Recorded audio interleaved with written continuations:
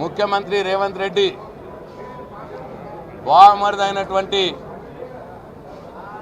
సుజన్ రెడ్డికి సింగరేణి బొగ్గు స్కామ్లో ఉన్నటువంటి లింకును బయటపెట్టినందుకే ఆగ మేఘాల మీద హరీష్ రావు గారి మీద సిట్ విచారణ పేరు మీద ఇవాళ కక్ష సాధింపు చర్య చేస్తున్నారు అని చెప్పి బీఆర్ఎస్ పార్టీ భావిస్తూ ఉన్నది.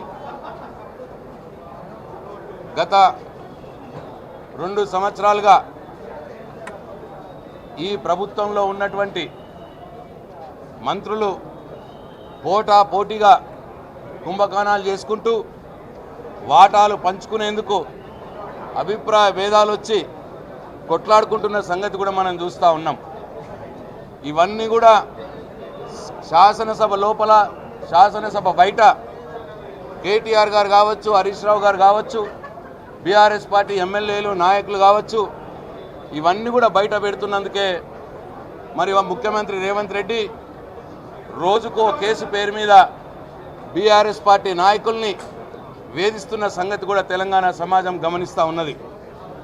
ఒకసారి కార్ రేసింగ్, ఈ కార్ రేసింగ్ అని, ఇంకోసారి ఫోన్ ట్యాపింగ్ అని, ఇంకోసారి కాళేశ్వరం అని, ఇంకోసారి విద్యుత్ మీద అని రకరకాలుగా ఆధారాలు లేనటువంటి నిరాధారమైనటువంటి కేసులు మోపి ఇవాళ బీఆర్ఎస్ పార్టీ నాయకుల్ని వేధిస్తున్న సంగతి కూడా తెలంగాణ సమాజం గమనించాలని చెప్పి కోరుతా ఉన్నాం. అసలు దొంగలు వీళ్ళు. ఈ ముఖ్యమంత్రి వారి దండుపాలెం బ్యాచ్ అనేక కుంభకోణాల్లో ఇవాళ ఇన్వాల్వ్ అయి ఉన్నారు. మరి 4,000 కోట్ల సివిల్ సప్లై స్కామ్ కూడా జరిగిన సంగతి మనందరికి తెలుసు. దాంట్లో ఉత్తమ్ కుమార్ రెడ్డి గారిని మరి సవాలు చేస్తే, నిలదీస్తే ఇప్పటికి సమాధానం లేదు. అట్లనే సమ్మక్క సారక్క అక్కడ యొక్క పని 300 కోట్ల రూపాయల పని కోసం మరి ఇద్దరు మంత్రులు కొట్లాడుకున్న సంగతి కూడా మనం చూసినాం. ఇవాళ దాన్ని దేవాదాయ శాఖ నుంచి R&B శాఖకు మార్చి తన అనుకూలంగా ఉన్నటువంటి కంపెనీలకు ఇప్పించుకున్న సంగతి కూడా చూసినాం. ఆ కమిషన్ల విషయంలో ఇద్దరు మంత్రులు కొట్టుకున్న సంగతి కూడా మనం చూసినాం. ఇకట్లా ఎక్సైజ్ డిపార్ట్మెంట్లో జూపల్లి కృష్ణారావు గారు ప్రాతినిధ్యం వహిస్తున్నట్టు ఎక్సైజ్ డిపార్ట్మెంట్లో మరి ఆ మద్యం లేబుల్ల సంగతి కావచ్చు, కొత్త బ్రాండ్ల సంగతి కావచ్చు, ఎక్సైజ్ మంత్రికి తెలియకుండానే ముఖ్యమంత్రి పేషి మొత్తం కూడా నడిపించింది అని మంత్రి వాపోయిన సంగతి కూడా మనం చూసినాం. ఆ కమిషన్ల కోసం ముఖ్యమంత్రి పేషి మంత్రి ఇద్దరి మధ్యలో కూడా మాటలు జరిగినట్టు కూడా మనకు వార్తలు వచ్చినాయి.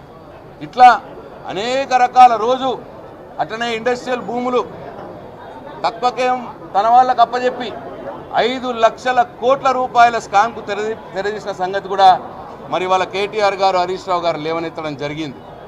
అట్లనే హామ్ మోడల్ రోడ్లు అంటున్నారు. దాంట్లో డబుల్ కంటే ఎక్కువ 3 రెట్లు బేస్ ప్రైజ్ని ఏదైతే విలువ ఉంటుందో 1 కిలోమీటర్కి ఎంత ఖర్చు అయితే కావాలనో అంతకు 3 రెట్లు ఎక్కువ చేసి దాదాపు 8,000 కోట్ల రూపాయల కుంభకోణం హామ్ మోడల్లో చేయబోతా ఉన్నారన్న సంగతి కూడా మేము లేవనెత్తడం జరిగింది. ఇట్లా నిన్నటికి నిన్న బొగ్గు సంగతి, సింగరేణి బొగ్గులో అటు వెంకటరెడ్డి గారు, సీఎం గారు, ఇటు బట్టి విక్రమార్క గారి మీద అనేక రకమైన వార్తలు వచ్చినాయి. ఇవాళ వాళ్ళ మనుషులకు ఇప్పించుకొని 1,600 కోట్ల విలువైనటువంటి పనులని వాళ్ళ మనుషులకు ఇప్పించుకోవటానికి ఒకళ్ళ మీద ఒకళ్ళు ఎట్లా డ్రామాలు చేసుకున్నారో, ఎటువంటి వార్తలు వచ్చినాయో, మీడియాలో ఎటువంటి వార్తలు వచ్చినాయో మనందరం కూడా చూసినాం. ఇట్లా పొద్దున్న లేస్తూనే దోచుకునుడే ఒక పని, కుంభకోణాల మీద కుంభకోణాలు తప్పిస్తే ఈ ప్రభుత్వం ప్రజలకు ఈ 2 సంవత్సరాలుగా చేసిందేమీ లేదు. ప్రజలకు ఇచ్చిన హామీలు రైతు బంధు ఎగ్గొడతా ఉన్నారు. రుణమాఫీ 2 లక్షల రుణమాఫీ సగం మందికి అయింది. 500 వడ్ల బోనస్ అన్నారు, అది ఎప్పుడు ఇస్తున్నారో ఎవరికి అర్థం కావట్లేదు.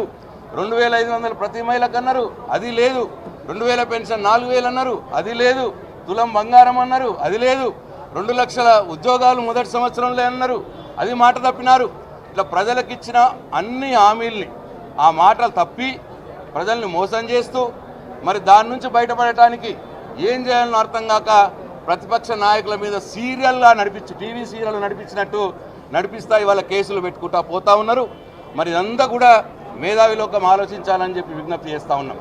ఒకవైపు ప్రతిపక్ష పార్టీల్ని ప్రజలకిచ్చిన హామీల్ని ఏం చేసిర్రు, ఎందుకు చేస్తలేరని అడిగినటువంటి మా నాయకుల మీద కేసులు పెడుతూ, మరోవైపు ఎంత దొరికితే అంత దోచుకునే కుంభకోణాల మీద కుంభకోణాలు అదే పనిగా ఇవాళ ఈ ప్రభుత్వం చేస్తూ ఉన్నది. దాన్ని నిలదీస్తే కూడా వాళ్ళకి ఇబ్బంది జరుగుతూ ఉన్నది.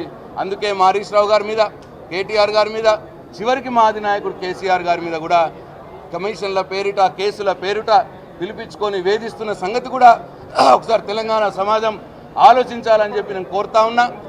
ముఖ్యమంత్రి రేవంత్ రెడ్డి, నువ్వెన్ని కేసులు పెట్టినా, నువ్వెంత డైవర్షన్ పాలిటిక్స్ చేయాలని ప్రయత్నం చేసినా నిన్ను మాత్రం వదిలిపెట్టేది లేదు. నీ అవినీతిని ప్రశ్నిస్తూనే ఉంటాం, నీ కుంభకోణాలను బయట పెడుతూనే ఉంటాం, ప్రజలకు నువ్వు ఇచ్చిన హామీలను నెరవేర్చేదానిక మీ ఎంట పడుతూనే ఉంటాం. ఇవాళ హరీష్ రావు గారు ఏదో నువ్వు కేసు పెట్టి పిలిస్తే భయపడే వ్యక్తి కాదు. తెలంగాణ ఉద్యమంలో అనేక రకాలైన కేసులు ఎదుర్కొని ప్రజల కోసం జైళ్ళలోకి పోయి వచ్చిన వాళ్ళం మేము. కాబట్టి ఈ నీ బెదిరింపులకు, నీ పిట్ట బెదిరింపులకు భయపడ్డాడు ఎవరు లేడు. ఇక్కడ ఉన్న వాళ్ళందరం కూడా కేసీఆర్ సైనికులము. తెలంగాణ ఉద్యమంలో చురుకుగా పాల్గొన్న బిడ్డలము. నీలాగా ఉద్యమకారంగా రైఫిల్ పట్టుకొని పోయిన వాళ్ళం కాదు మేము. రైఫిల్ మా గుండెలకు అత్తుకొని మేము పోయిన మనుషులం మేము. కాబట్టి ఈ పిట్ట బెదిరింపుకు భయపడేది లేదు. హరీష్ రావు గారు వెంబటి యావత్ బీఆర్ఎస్ పార్టీ నిల్చున్నది. తప్పకుండా న్యాయం ధర్మం గెలుస్తుంది. నువ్వు ఆధారాలు లేని ఒక కేసులో సుప్రీంకోర్టు క్లీన్ చిట్ ఇచ్చింది. హరీష్ రావుకు ఫోన్ ట్యాపింగ్కు సంబంధం లేదని హైకోర్టు క్లీన్ చిట్ ఇచ్చింది. అయినా సరే మళ్ళీ అదే కేసు తవ్విపించి నువ్వు పిలిపించి నీ బొగ్గు స్కామ్ బయటపడ్డది కదా, మరి ప్రజల్లో చులకనవుతున్నాం కదా అని చెప్పి డైవర్షన్ పాలిటిక్స్ చేయడానికి వాళ్ళు హరీష్ రావు గారిని పిలిచినంత మాత్రాన నీ దొంగ పనులు, నీ కుంభకోణాలు మరి మర్చిపోరు ప్రజలు అని చెప్పి ఈ సందర్భంగా తెలియజేస్తూ, హరీష్ రావు గారు వెంబడి మొత్తం బీఆర్ఎస్ పార్టీ ఉంటుంది. తప్పకుండా మేము నిన్ను ప్రశ్నిస్తూనే ఉంటాం, నీతో పోరాడుతూనే ఉంటామని తెలియజేస్తూ సెలవు చేసుకుంటున్నాను. జై తెలంగాణ.